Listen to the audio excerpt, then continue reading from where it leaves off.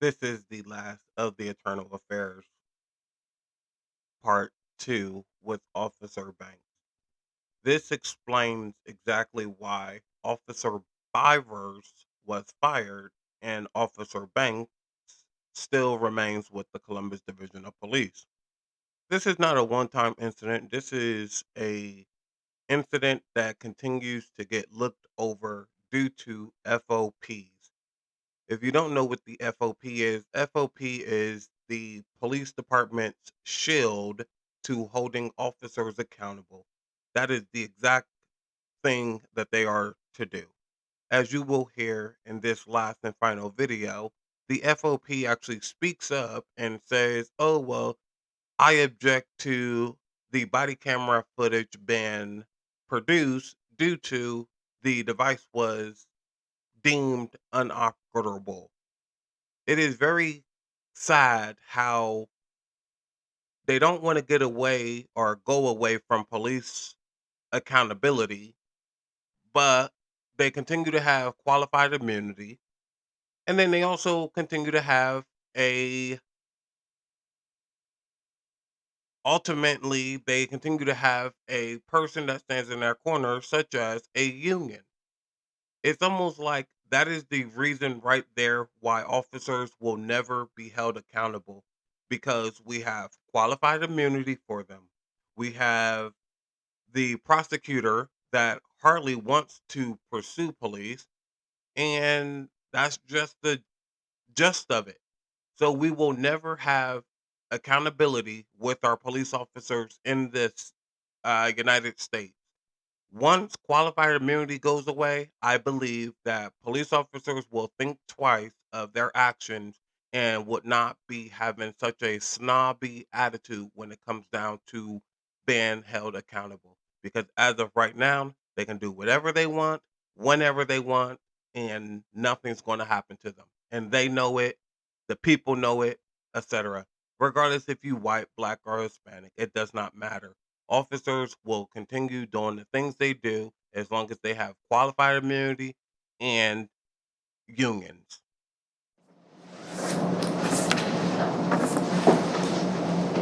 Date is March 12th, 2024. The time is 6:56 p.m.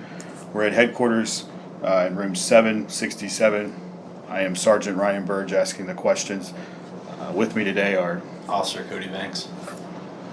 Danielle Dickinson, FOP Agreements Chair. This is an administrative investigation into conduct that occurred on February 19th, 2024. Officer Banks, prior to the interview where you provided the A42107 form that advises you that the questions today are pertaining comments made to Honest Gross. You provided that form, understand, and signed it. Yes, sir. Okay. Also, prior to the interview, you are aware that video from your body camera was recovered using a record after the fact feature.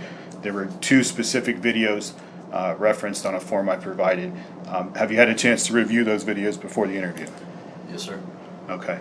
I believe it's the first video, but portions of it may be in the first or second video. Comments are made on video that can be heard saying, quote, "the fuck on the ground right now," quote, "get the fuck on the ground right now or I'll shoot you," quote, "on the ground," or "on the fucking ground," I'm sorry, and quote, "you're under arrest, you don't get to fucking run." Did you make those comments? Yes, sir, I did. Okay. Were those comments directed to Mr. and Mr. Gross? Either of them? Both of them? Both of them. Okay. Was there any reason or justification for making those comments? To gain compliance of two individuals that just fled from us. Okay.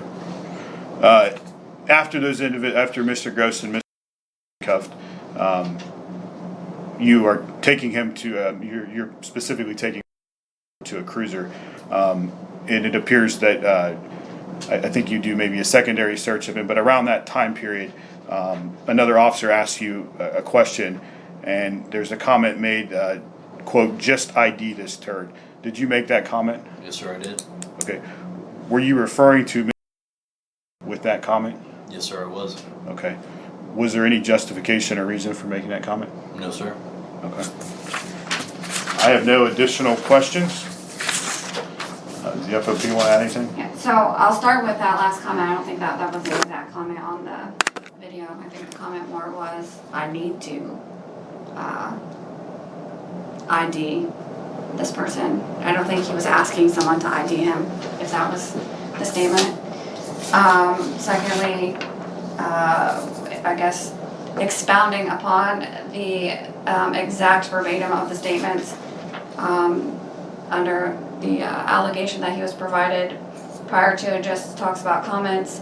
Yes, we talked about them off the record, but the allegation, we are entitled under 8.5 to be fairly apprised of the allegations and any known basic facts. So word comments is extremely broad.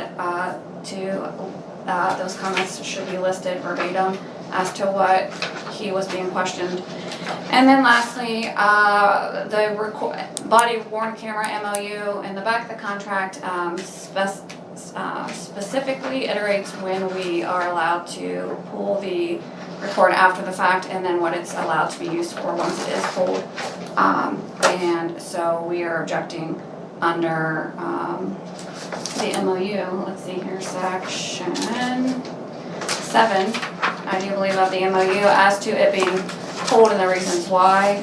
The camera was already out of service due to malfunctioning, and the specific language in this section says that all record after the fact video audio is password protected and can only be accessed when the camera is taken out of service by an authorized administrator when requested by the safety director. So this camera was not taken out of service by an authorized administrator at the request of the safety director.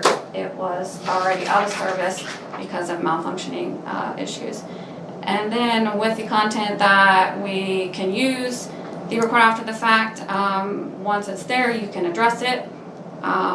But per section 2 of the contract, only PCA, if any misconduct is discovered or detected as a result of it, only PCA can be rendered. That's all I have. Your objections are noted. Thank you. Just one additional thing. Has this statement, this is for Officer Banks, has your statement you given been truthful and factual to the best of your knowledge? Yes, sir, it has. Have we discussed anything while the recorder was off that you feel should be placed on the record now? No, sir. I have one more thing. Does that paper say if he's a focus or witness? Because verbally he was not advised. Yes, he is a focus of this investigation. Okay. Anything else? Time is 7:01 p.m. That concludes the interview.